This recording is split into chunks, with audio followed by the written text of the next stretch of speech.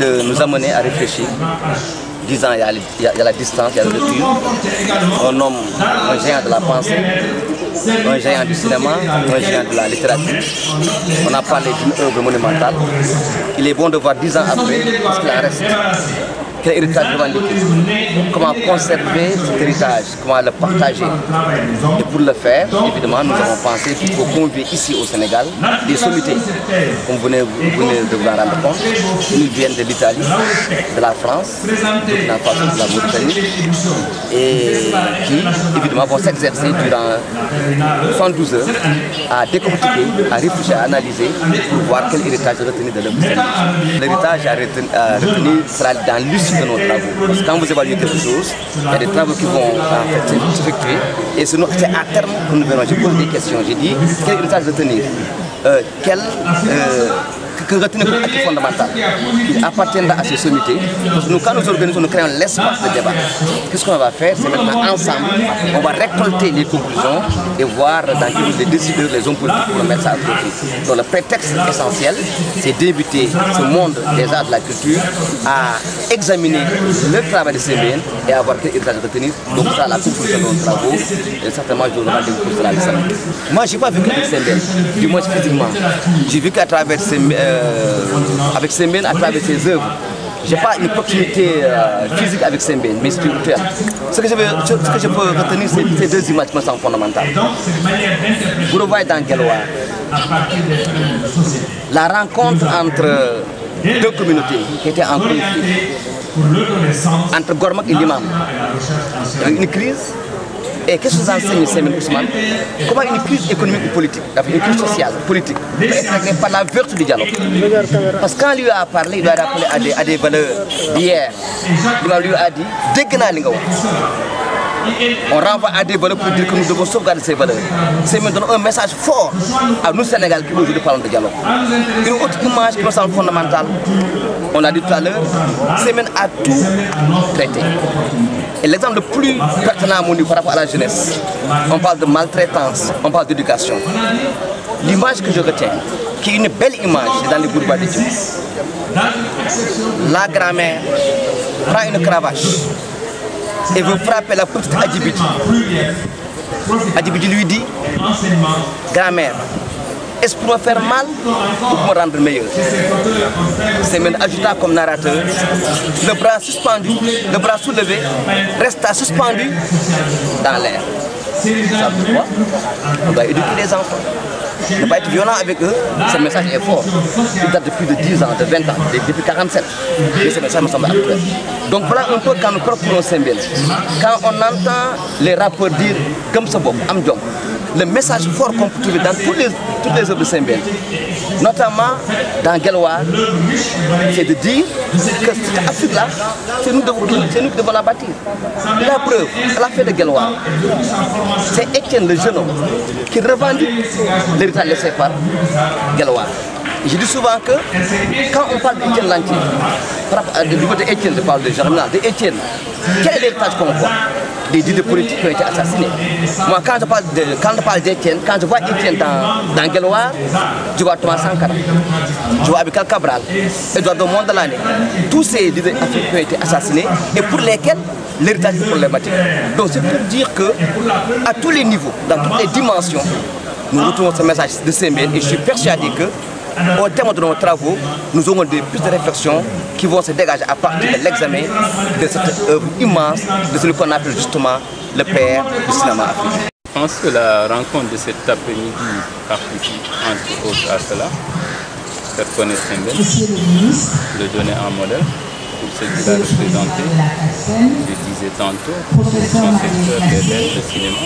Et je crois aussi que cette décision du président de la République de faire de Sembène Ousmane un patrimoine national va contribuer à le faire connaître. Si le ministère de la Culture, dans le cadre de sa politique, ce qui concerne le cinéma, de manière large, la culture, le cinéma, les lettres, etc., a mis en place des dispositifs d'accompagnement financier des matériels d'hommes pour tous ces jeunes qui évoluent dans la culture que ce soit dans le théâtre, dans la danse, dans le cinéma, dans le domaine du cinéma. Ce colloque, entre autres, participe effectivement à faire connaître Sembène à la nouvelle génération. Parler de quelqu'un qui est parti de l'autre côté est difficile, surtout à notre présence actuellement, c'est le présent. Ousmane Sembène, quelqu'un a dit tout à l'heure qu'il était un génie. Et je crois qu'il l'a été. Parce qu'il est docker révolutionnaire, écrivain, acteur, cinéaste, etc., etc. Donc, il ne peut pas toucher un peu à tout dans le domaine de l'art sans pour autant être un génie. Il est très dur, le réalisateur, comme il est cinématographe. Parce que sur le plateau, il ne vous laisse pas respirer. Il faut absolument connaître par cœur le scénario et écouter et regarder Ousmane Sembène avec attention parce qu'il est très pressé. Il dit oh, moteur, on tourne, clap. Lumière, ah non, non, non, arrêtez, vous n'avez pas le rythme, etc., etc. Donc ça veut dire qu'il faut le suivre pour pouvoir le satisfaire sur le plan professionnel. Et dans ce domaine-là, il nous a beaucoup appris. Parce qu'il nous prend dans le vif. Je n'ai pas appris la comédie, il a fait de moi une comédienne, etc. Donc, il ne lésine pas avec le texte, le synopsis. Si vous ne connaissez pas votre synopsis, il va se séparer de vous immédiatement. Il faut connaître le synopsis. Un synopsis, c'est le résumé du scénario. Donc, Ousmane Sembène, il est dur avec lui-même comme il est dur avec tout le monde. Et dans ce qui est son travail, le cinéma, etc., c'est après qu'il va rigoler avec nous, un cocktail, etc. Mais quand il travaille, c'est un lion. Je suis venu aussi très certainement en raison de l'objet de notre rencontre du jour.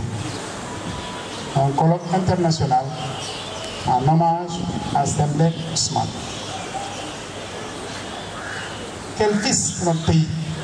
Quand je parle du pays, je suis le représentant de l'ambassade du Burkina, je le pense au sens de la réalité du jour.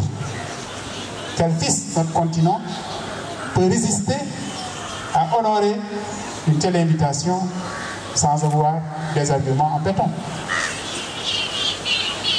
Nous parlons de Sembène et il m'est revenu dans le propos que nous voulions célébrer en fait un anniversaire qui n'est pas particulièrement, puisque ça coïncide avec quelques années quand même de sa disparition déjà. Mais en même temps, nous disons actualité de Sembène. Ça veut dire que, sans nous en rendre suffisamment compte, nous constatons qu'il est parti partir. Et madame le professeur, vous disiez tout à l'heure avec le poète que les morts ne sont pas morts. Sembène nous donne une formidable preuve qu'il y a une bonne manière de résister à la mort et de rester. En visitant les tableaux qui nous ont accueillis, je me suis surpris à penser qu'il était impossible qu'un génie disparaisse. Il y a du génie dans Sembène. Dans Sembène, l'acteur des planches, dans Sembène, le romancier, dans Sembène, le cinéaste. Les génies ne meurent pas. J'ai surpris également, dans les images qui nous ont été montrées, une sorte d'étincelle dans l'œil. Sembène. Je ne pense pas qu'on puisse passer devant ce tableau sans le voir. Un Sembène malicieux, souriant, plein de vie et d'entrain. Mordant dans la vie, à belle dent, un tel homme ne meurt pas. Il peut se soustraire à nos regards, mais il reste. Et de Sembène, il est resté. De cela, parler en disant qu'en partie, peut-être c'est cela qui m'a entraîné aussi ici.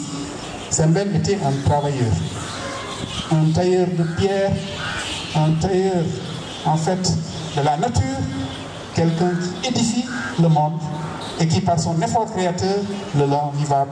Un tel homme ne meurt pas. Nous sommes donc ici pour célébrer la vie et je l'espère, sans être bizarre, que pendant ces 3 jours, nous réussirons, en fouillant dans l'œuvre de Sembène, à retrouver une confiance, des données, un monde d'impératifs qui nous interpelle aujourd'hui. Je voudrais, monsieur le secrétaire général, mesdames et messieurs, dire que sans que nous nous en apercevions suffisamment, le pays qui est le nôtre, cette fois-ci le Sénégal, est en train fondamentalement de changer de paradigme. Je le répète, notre pays est en train de changer de paradigme. Une autre nouvelle est en train de se dessiner dans ce pays. Le soleil est en train progressivement de vaincre les noirceurs de la nuit. Quelque chose de nouveau peut pointer. Que sera-t-il? Cela dépend de l'effort collectif. Que sera-t-il? Ça dépend de l'engagement collectif. Que sera-t-il? Ça dépend de l'esprit et de l'intelligence de toutes les filles et de tous les fils de notre pays. Nous avons ensemble une partition à jouer et convoquer Sembène en ce moment précis me semble une très bonne idée. Sembène pour les simples gens. Sembène pour la création. Sembène pour la vie de l'esprit. Sembène pour la justice sociale. Sembène pour toute la générosité qui sourd de son œuvre.